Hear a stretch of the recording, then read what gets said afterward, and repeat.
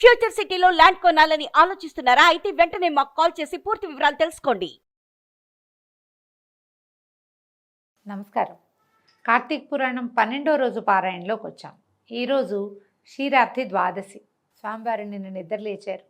ఈ ద్వాదశి నాడు ఏం చేయాలి? ఏకాదశి నాడు హరిబోధిని ఏకాదశి, ఉత్థాన ఏకాదశి పేర్లతోటి చెప్పుకున్న ఏకాదశి నాడు ఉపవాసం చేసి, ఏకాదశి నాటి రాత్రి ఒకవేళ మనకు అవకాశం ఉంటే కనుక తెల్లవార్లు నిద్ర లేకుండా కాలక్షేపం చేసి, తెల్లవార్లు ఉంటాం కదా, కొంతమంది ఉంటారు, అంటే ఈ ప్రత్యేకమైన రోజుల్లో ఉంటే మంచిది. అవకాశం ఉంటే కనుక ద్వాదశి నాడు ఉదయము మనం పారణ చేస్తాము. అయితే ద్వాదశి నాడు తులసీధాత్రి కళ్యాణం విధిగా చేయాలని చెప్తారు. తులసీధాత్రి కళ్యాణం అంటే తులసి చెట్టులోనే ఒక ఉసిరి చెట్టు, ఉసిరి కొమ్మని పాతి ఉసిరికి తులసికి వివాహం చేస్తారని చెప్తారు.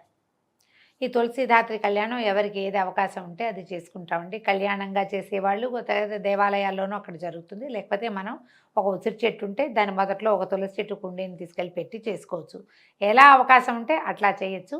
అందరు సర్వులు ఈ రోజున దేవాలయ దర్శనం కానీ తులసీధాత్రి కళ్యాణం చేసిన సన్నివేశాన్ని కానీ చూస్తే సమస్త పాపాలు నశించిపోతాయని చెప్తారు. అవకాశాన్ని బట్టి నేను చేసుకోవటం, ద్వాదశి ఘడియలు దాటకుండానే పారణ చేయటం, అంటే ఏకాదశి ఉపవాసాన్ని విడవటం. ఉపవాసము జాగరణ ఎంత ముఖ్యమో పారణ అంత ముఖ్యం. ఈ పారణ ముఖ్యం అనే విషయాన్ని తెలియజేసేటువంటి అంబరీషోపాఖ్యానాన్ని ఈరోజు చెప్పుకుందాం. అత్రి మహాముని ఇలా చెప్తున్నారు. అగస్త్య, కార్తీక మాస శుక్ల ద్వాదశిని హరిబోధిని అంటారు. అంటే ఏకాదశి నాడు నిద్రలేస్తున్నాడు కదా ఆయన, హరిబోధిని ఈ రోజున ఆయన మెలకుగా ఉంటాడనమాట. ఈ ఒక్క పర్వతిథి వ్రతాచరణ చేస్తే అన్ని తీర్థాలలోనూ స్నానం చేసిన, అన్ని విధాలైన యజ్ఞాలను ఆచరించిన కలిగే ఎంత పుణ్యం కలుగుతుందో అంత పుణ్యం ప్రాప్తిస్తుంది.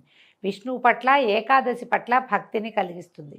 సూర్యచంద్ర గ్రహణ పర్వాల కంటే గొప్పది, ఏకాదశి కంటే 100 రెట్లు మహిమాన్వితమైంది అయినటువంటి ఈ ద్వాదశి నాడు ఏ పుణ్యం చేసినా పాపం చేసినా అది 1,000 రెట్లుగా పరిణమిస్తుంది. అంటే ఈ ద్వాదశి నాడు ఒకరికి అన్నదానం చేసినా 1,000 మందికి అన్నదానం చేసిన ఫలితం లభిస్తుంది. ఒక్క మెతుకు దొంగిలించిన 1,000 మెతుకులు దొంగిలించిన పాపం మన వెంట పడిపోతుందట. ఒకవేళ ఏ రోజుకైనా ద్వాదశి ఘడియలు తక్కువగా ఉన్న పక్షంలో ఆ స్వల్ప సమయమైనా పారణకు ఉపయోగించాలి. కానీ ద్వాదశి ఘడియలు దాటిన తర్వాత పారణ పనికిరాదు. పుణ్యాన్ని కోరేవారు ఎవరైనా సరే ఏ నియమాన్నైనా అతిక్రమించవచ్చు, కానీ ద్వాదశి పారణని మాత్రం విసర్జించకూడదు. ఏకాదశిని తిథి నాడు ఉపవాసం ఉండి మర్నాడు ద్వాదశి తిథి దాటిపోకుండా పారణ చేయాలి. ఈ పారాయణ అంటారండి. పారాయణము కాదు, పారణ అంతే. తద్వారా కలిగే శ్రేయస్సుని శేషసాయి చెప్పాలే కానీ శేషుడు కూడా చెప్పలేడు. ఇందుకు అంబరీషుని కథే ఉదాహరణ. ద్వాదశి వ్రతాచరణ పరుడు, పరమ భాగవతోత్తముడు అయినటువంటి అంబరీషుడు అనే మహారాజు ఒకానొక కార్తీక శుద్ధ ఏకాదశి నాడు ఉపవసించి మరునాడు ద్వాదశి ఘడియలు స్వల్పంగా ఉన్న కారణంగా తిథి దాటకుండానే పారణ చేయాలని భావించాడు. అదే సమయానికి దూర్వాస మహర్షి వచ్చి ఆనాటి ఆతిథ్యంలో తనకు కూడా భోజనం పెట్టమని కోరాడు. అంబరీషుడు ఆయన్ని ద్వాదశి పారణకి ఆహ్వానించాడు. తక్షణమే దూర్వాసుడు స్నానాది అనుష్ఠానార్థము నదికి వెళ్ళాడు. అలా వెళ్ళిన ఋషి ఎప్పటికీ మళ్ళీ తిరిగి రాకపోవటంతో అంబరీషుడు ఆతృతపడ్డాడు. ఆ రోజున ద్వాదశి ఘడియలు బహుస్వల్పంగా ఉన్నాయి. కాలాతిక్రమణం కాకుండా కూడా పాలన చేసి తీరాల్సి ఉంది. అతిథి వచ్చే వరకు ఆగటం గృహస్థ ధర్మం, దాన్ని వదలలేడు. ద్వాదశి దాటకుండా పారణ చేయడం వ్రతధర్మం, దీన్ని వదులుకోలేడు. అది కాకుండా దీనికి ప్రత్యేక నియమాలు ఉన్నాయి. ద్వాదశి వ్రతాన్ని ఉల్లంఘించిన వాడు విష్ణు భక్తిని విసర్జించిన వాడు అవుతాడు. ఏకాదశి నాడు ఉపవాసం చేయకపోతే ఎంత పాపం కలుగుతుందో, ద్వాదశి నాడు పారణం చేయకపోతే అంత. పారణ చేయకపోతే కనుక రెట్టింపు పాపం లభిస్తుందట, కలుగుతుంది. అంతేకాదు, ఒక్క ద్వాదశి పారణాతిక్రమణ వల్ల ఆనాటి వ్రతఫలంతో పాటుగా అంతఃపూర్వం చేసిన 12 ద్వాదశి పారణల మహాపుణ్యం కూడా హరించుకుపోతుంది. జన్మజన్మాంతర పుణ్యబలం క్షీణిస్తుంది. అన్నిటికంటే ముఖ్యంగా ద్వాదశి అతిక్రమణ చేసినందువల్ల విష్ణు విరోధ భీతి ఏర్పడుతుంది. అందువల్లే ప్రాణావసానమైనా సరే ద్వాదశి పారణ చేయటమే కర్తవ్యం. తద్వారా సంక్రమించే బ్రాహ్మణ శాపం వల్ల కల్పాంత దుఃఖమే కలుగునుగాక. దూర్వాసాగమన అనంతరం కన్నా ద్వాదశి తిరోగమనాత్ పూర్వమే పారణ చేసి హరిభక్తుని నిలుపుకున్నట్లయితే కలగబోయే కష్టాలను ఆ కమలనాభుడే కడతేరుస్తాడు అని మనసులో నిర్ణయం చేసుకుని ధర్మవర్తనుడైన ఆ అంబరీషుడు ద్వాదశి పారణార్థం తనని పరివేష్టించిన వేదవేదులకు ధర్మ సందేహాన్ని తెలియజేశాడు. ఈయన సమస్యను విన్న వేద స్వరూపులైన విప్రులు క్షణాల మీద శృతి స్మృతి శాస్త్ర పురాణాదులన్నింటినీ తిరగేసి మననం చేసుకుని, మహారాజా, సర్వేశ్వరుడైన భగవంతుడు సమస్త జీవుల యందున జఠరాగ్ని రూపంలో ప్రక్షిప్తమై ఉంటున్నాడు. మన లోపల ఒక అగ్ని ఉంటుంది కదా, జఠరాగ్ని అంటాం, పొట్టలో మంట, ఆకలి. ఆ స్వరూపం భగవంతుడిదనమాట. ప్రాణవాయువు చేత ప్రజ్వలింపజేయబడ్డం వల్లే జీవులకి ఆకలి కలుగుతోంది. దాని తాపమే క్షుత్పిపాసా బాధగా చెప్పబడుతూ ఉంటుంది. కాబట్టి యుక్తాహారం అంటే సరైన ఆహారం చేత ఆ అగ్నిని పూజించి శాంతింపజేయటమే జీవలక్షణం. జీవుల చేత స్వీకరించబడే భక్ష్య భోజ్య చోష్య లేహ్య రూప అన్నాదులను వారిలోని అగ్ని మాత్రమే భుజిస్తాడు. జీవులందరిలోనూ ఉన్నటువంటి జఠరాగ్ని జగన్నాథ స్వరూపం. తన ఇంటికి వచ్చిన వాడు ఎవరైనా సరే, మన మతం కాదు, మన కులం కాదు, మన జాతి కాదు, మన వాడు కాదు, వాడెవడో అయినా సరే ఆ అతిథిని వదిలి గృహస్థుడు భోజనం చేయకూడదు. అటువంటి స్థితిలో బ్రాహ్మడే అతిథిగా వస్తే అతన్ని అసలు విసర్జించడం అధమాధమని వేరే చెప్పక్కర్లేదు కదా. పైగా నేనే స్వయంగా అయ్యా రండి భోజనానికి అని పిలిచాడు కదా ఈయన అంబరీషుడు దుర్వాసుని, భోంచేయండి మాతోటి అని. తనే పిలిచి తనతో పిలువబడిన బ్రాహ్మణుని కంటే ముందు తనే భోజనం చేయడం బ్రాహ్మణావమానం అవుతుంది.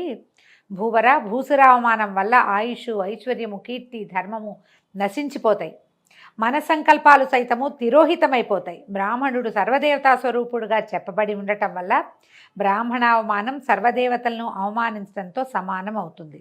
జాతి మాత్రం చేత బ్రాహ్మణుడు దేవతాతుల్యుడై ఉండగా కేవలము జన్మ వలననే కాక జ్ఞానం వలన, తపోమహిమ వలన శుద్ధరుద్రస్వరూపుడుగా కీర్తించబడే దూర్వాసుని వంటి ఋషిని భోజనానికి పిలిచి ఆయన కంటే ముందే పారణ చేయటం ధర్మమని చెప్పడం సాధ్యం కాదు.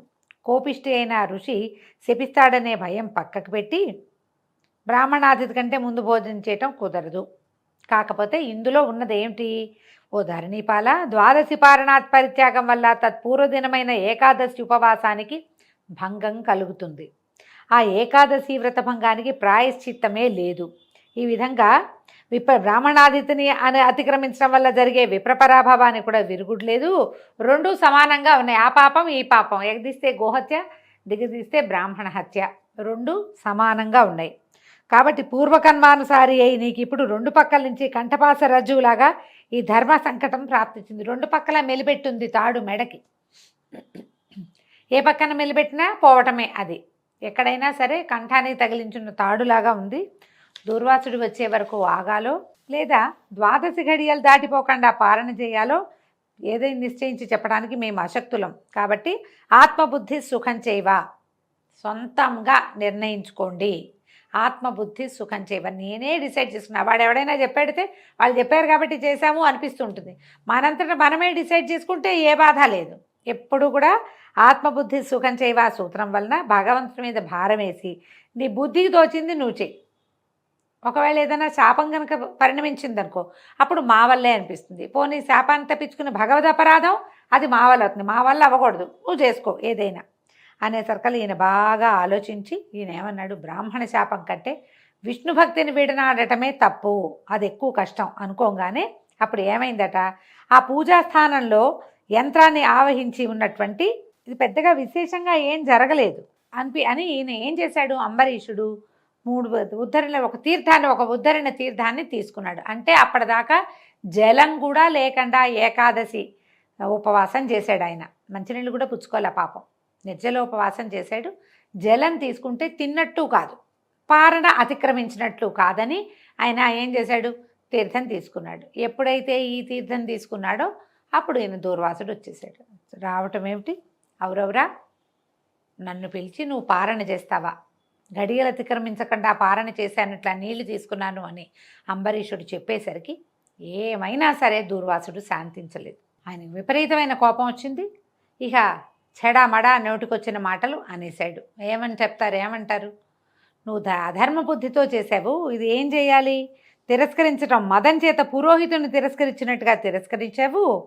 నువ్వు ఇది భక్తి ఏది, నీకు హరిదేవుడు ఎట్లా అవుతాడు, నువ్వు బ్రాహ్మణ భక్తి లేనివాడు హరిభక్తి ఉన్నట్టు కాదు, ఇది ఉంటేనే అది ఉన్నట్టు. నువ్వు చాలా పొరపాటు చేసావు. పైగా నువ్వు ఏం చేసావు, అన్నానికి బదులు అంటే అన్నానికి ప్రతినిధి జలం, ఆ జలాన్ని తీసుకున్నావు కాబట్టి ఇక నువ్వు ఎన్ని రకాలైన అయిపోతావన్నాడు. ఈ అంబరీషుడు బెదిరిపోయాడు. చాలా కంగారు పడిపోయాడు. దుఃఖంతో ఏమన్నాడు, నేను పాపుణ్ణి, పాపకర్మణ్ణి, పాప మానసుణ్ణి, నేను శరణ్ వేడుతున్నాను, నన్ను రక్షించు, నేను ధర్మ మార్గం తెలియక పాపం అనే బురదలో పడి దుఃఖిస్తున్నాను, నేను శరణ్ వేడుతున్నాను, నన్ను రక్షించు, క్షత్రియుణ్ణి, పాపాలు చేశాను, నువ్వు బ్రాహ్మణుడివి, శాంతి రూపుడివి, నన్ను రక్షించమని అనేసరికల్లా బ్రాహ్మణులు క్షమాయుక్తులుగా ఉంటారు, పరమశాంతులు కదా, నువ్వు పరమశాంత స్వరూపుడివి, శుద్ధ స్వరూపుడివి, శుద్ధ రుద్రస్వరూపుడివి, నన్ను రక్షించు అని ఈయన పాదాలు పట్టుకునేసరికల్లా, ఇక నువ్వు బ్రాహ్మణ అతిథిని వదిలి భుజించావు కాబట్టి నువ్వు ఇంకా బ్రాహ్మణ ద్వేషివి ఇంకా ఆయన ఇంకా తిట్టేసరికల్లా ఈయనకి ఏమంది, దూర్వాసుడు పిచ్చి కోపం వచ్చేసింది ఆయనకి. ఆ కోపిష్టివాడు అయ్యేసరికల్లా ఈయన ఏమన్నాడు, ఈయన పాదాల మీద పడి ప్రార్థిస్తుంటే ఎడంకాలతో తన్నేట ఇలా ఏమన్నాడు, నేను దయగలవాడని కాను, నాకు శాంతి లేదు, ఓర్పు లేని వారికి ఆలయమైంది కనుక ఆ దూర్వాసుడు శాంతి లేని వాడని తెలుసుకో, నాకు శాంతమే లేదనేశాడు. ఇతర మునీశ్వర్లందరూ కోపితులై తిరిగి ప్రార్థించినడల శాంతులగుదురు, కానీ నేను కోపం వచ్చిందో, నాకు కోపం తెప్పించిన వాడికి కఠినమైన శాపం ఇవ్వకపోతే నేను శాంతించను అని అంబరీషుడికి శపించి ఈయనేం చేశాడు, 10 రకాల జన్మలెత్తు నువ్వు అన్నాడు. ఈ 10 రకాలు ఏం చెప్పాడు, మత్స్యము, కూర్మము, వరాహము, వామనుడు, వికృతముఖుడు, బ్రాహ్మణుడైన క్రూరుడు, క్షత్రియుడైన జ్ఞానశూన్యుడు, క్షత్రియుడై రాజ్యాధికారి కానివాడు, దురాచారుడు, పాషండ మార్గవేది, బ్రాహ్మణుడై రాజ్యాధికారి కానివాడు. అయితే ఇలా రకరకాలుగా నువ్వు శాస్త్రార్థ వేదన కనుక నాకంటే ముందు నువ్వు జలంపారణ చేసినందుకు ఇన్ని రకాలుగా జన్మించు. ఈ 10లో ఒక్కటి కూడా గర్వం పొందగలిగే జన్మ లేదు. గర్వించిన వాడికి నువ్వు గర్వించావు, నేను రాజునని, నాకంటే గొప్పవాడిని భావించి నువ్వు నీళ్లు తాగావు, కాబట్టి ఏ గర్వము పొందలేని, గొప్పగా చెప్పుకోలేని అవమానకరమైన జన్మల్ని పొందమని శపించేసరికల్లా ఏమైంది, ఇంతలో ఇలా భగవంతుడు అంబరీషుని హృదయస్థుడుగా ఉన్నాడు. ప్రతి మనిషిలోనూ భగవంతుడే కొలువై ఉంటాడండి. మానవుల శరీరాల లోపల మనము మంత్రపుష్పం చదువుతున్నప్పుడు తెలుస్తుంది, మన హృదయానికి కింద ఒక జ్యోతి వెలుగుతూ ఉంటుంది. నీలతో యద మత్స్యస్థ విద్యుల్లేఖేవ భాస్వర అంటారు. అతను ఒక విద్యుల్లేఖ మెరుపులాగా ఒక నీలం రంగు తోయదం అంటే ఒక కమల పుష్పం ఉంటుందట, తామర పువ్వు, దాంట్లో వెలుగుతూ ఉంటాడు. కిందకి ఉండి పైకి వెలుగుతూ ఉంటాడు భగవంతుడు. ఆ స్వరూపంలో ఆయన ఉన్నంత వరకే మనం జీవించి ఉంటాం. అయితే ఈ అంబరీషుడు హృదయంలో సాక్షాత్ విష్ణువే కొలువై ఉన్నట్టు. ఎప్పుడైతే ఈయన తిట్టేస్తున్నాడు, కింద పడిపోగానే అంబరీషుడు స్పృహ తప్పిపోతే విష్ణువు ఆ 10 జన్మలని శిరసావహించాడు, తను తీసుకున్నాడు. బ్రాహ్మణ వాక్యం సత్యం చేయాలి ఒకటి, తన భక్తుణ్ణి రక్షించటం కోసం 10 తీసేసుకున్నాడు, 10 జన్మలు తీసుకున్నాడు. తీసుకున్న తర్వాత ఏమన్నాడు, తన సుదర్శన ఆయుధానికి ఆజ్ఞిచ్చాడు, నా భక్తుణ్ణి రక్షించు అని. అక్కడి నుంచి ఎప్పుడైతే సుదర్శనుడు ఆజ్ఞాపించబడిన మరుక్షణం పనిచేస్తాడట. అందుకని మన చూడండి, సుదర్శన ఆయుధానికి సంబంధించిన స్తోత్రాలు ఏమైనా చదివితే వెంటనే వాన ఆగుతుందని చెప్తారు. మన కాగల పని ఆగిపోతే అది పని అవుతుంది, అలాంటిది చెప్తారు. ఆజ్ఞ అంటే చాలు స్వామి తయారైపోతాడనమాట సుదర్శనుడు. ఎప్పుడైతే ఇలాగా ఆయన ఆజ్ఞిచ్చాడో వెంటనే అక్కడ పూజాస్థానంలో ఉన్న యంత్రాన్ని ఆవహించి జగదేక శరణ్యము జగదేక భీకరము అయినటువంటి సుదర్శన చక్రం రివ్వున లేచిందట. ఆయన స్వామి దగ్గర నుంచి రాలా, అక్కడ బోల్డంత పూజా విధానం బోల్డంత జరుగుతోంది కదా, ఒక పీఠం ఉంది, పూజాపీఠంలో యంత్రం ఒకటి ఉంది, సుదర్శన యంత్రం. ఆ యంత్రాన్ని ఆవహించాడు సుదర్శనుడు. ఆవహించడం కానీ అది వెంటనే యంత్రం లేచి దానికి అన్ని 1000 పళ్ళతోటి వచ్చేసిందట. అది గుండ్రంగా తిరుగుతూ ఈయన వీధికి వచ్చేసరికల్లా అచేతనాలైన పూజిత సంజ్ఞల్లోంచి, అసలు ఏ కదలిక లేని పూజ చేయబడుతున్నటువంటి విగ్రహాల మధ్యలోంచి జడమైన ఆ విష్ణుచక్రం దివ్యకాంతి ప్రభాశోభితమై తన వంకగా కదిలి రావడం చూడగానే దూర్వాసుడు తుళ్ళిపడ్డాట. శాపాలు ఇచ్చాడు.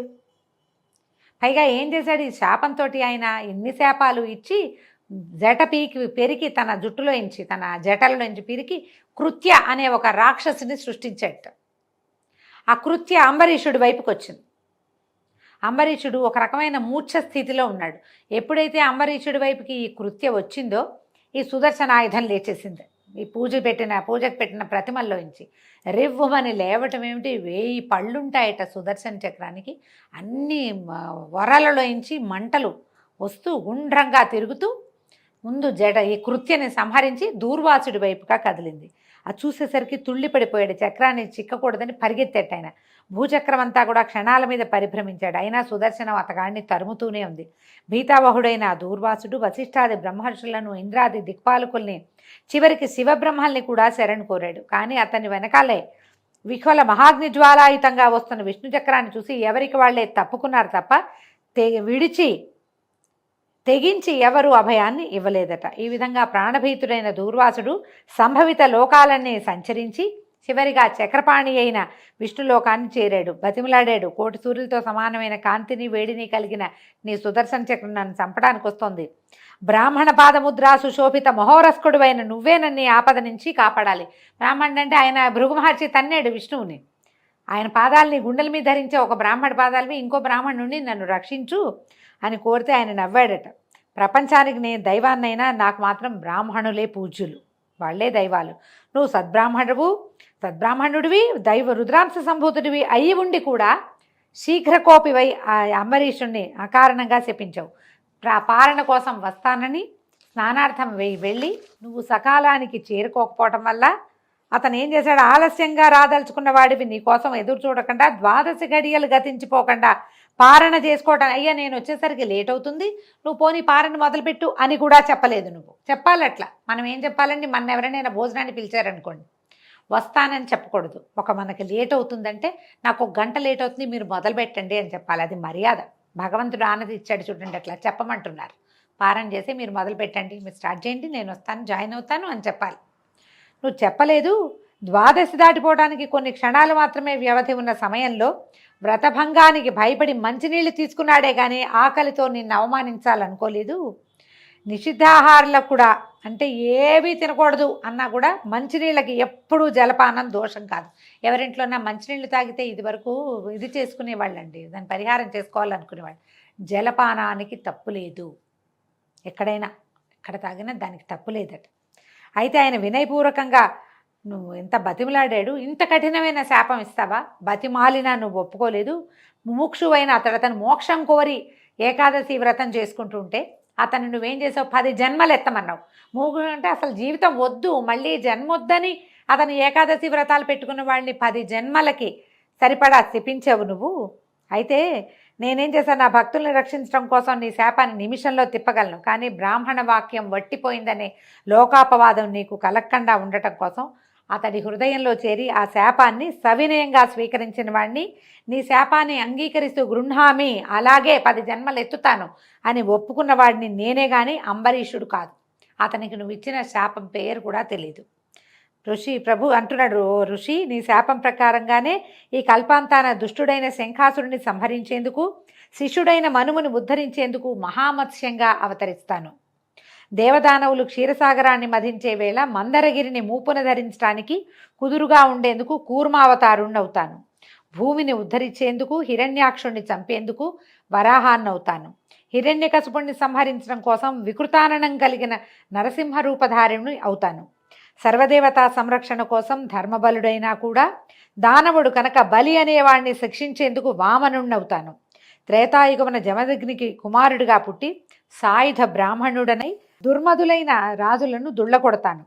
రావణ సంహారార్థమై ఆత్మజ్ఞాన శూన్యుడనైనా అంటే నేనే భగవంతుడననే దానిని మర్చిపోయిన మాయామానుష విగ్రహుడైన దశరథరామునిగా అవతరిస్తాను.